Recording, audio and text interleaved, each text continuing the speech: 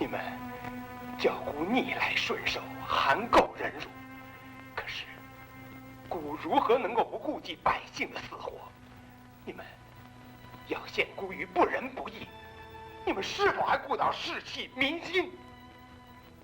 大王，小民是大王的罪人，小民不明大义，未能遵守忍耐的旨意，逞一时血气之勇，而造成如此难以收拾的局面。小民甘愿挺身去向王孙洛自首，请大王恩准。不，姑说过，绝不将壮士交给敌人的。大王，小民是为了国家，为了大王与同胞而甘心情愿去偿命，并非大王将小民交于敌人。后江壮士真是越国的好男儿，牺牲一己解救百姓，同时也画出了国家一时的危机。大王，请以复国前途为念，成全后江壮士的宏愿。这，大王，小民父亲死于无兵之手，而今家中尚有白发老母，还有2个孤儿尚待奉养。小民死后，唯有恳求大王格外恩准，照顾他们。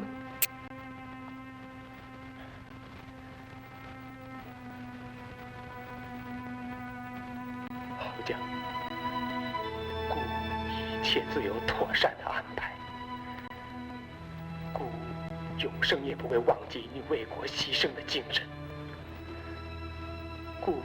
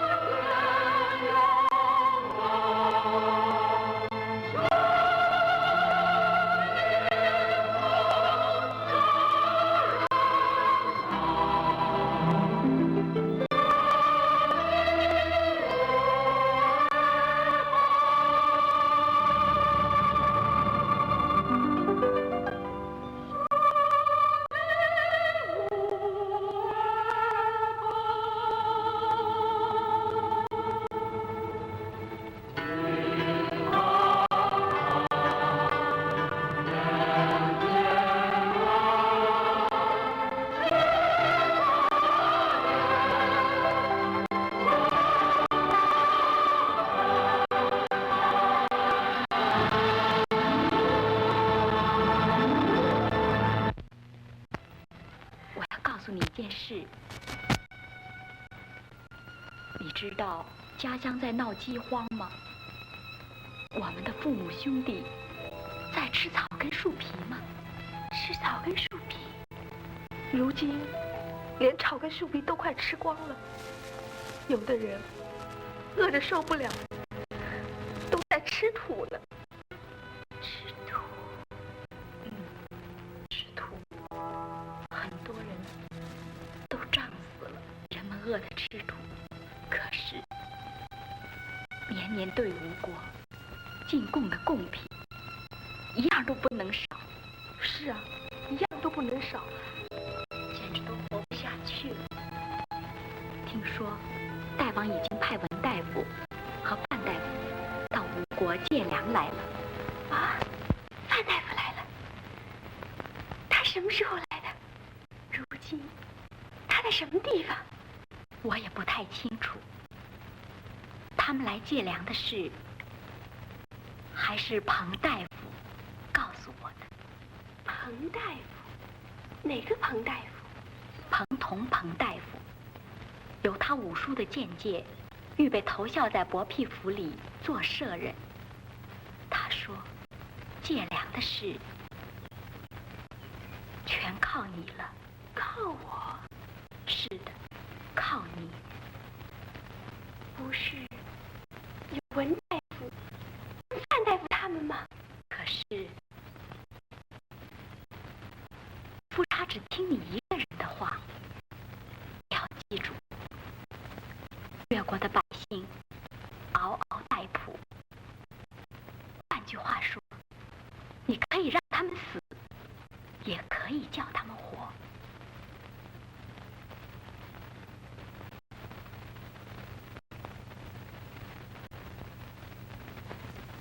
这密件是范大夫叫他转给你的。扁气伍子胥相会姑苏台。是的，要吴王贬弃伍子胥，阅兵才能打进姑苏台。伍子胥是吴国的磐石，磐石动摇，吴国就会侵他。可是，希望你能全力对付此人。此人不除，雪耻无望。可是，夫差呢？你要记住，我们是越国人。是的，你要记住，我们是越国人。其实，我们是越国人，这是无法改变的。那，你们要我怎么样呢？杀伍子胥。我，要夫差杀伍子胥。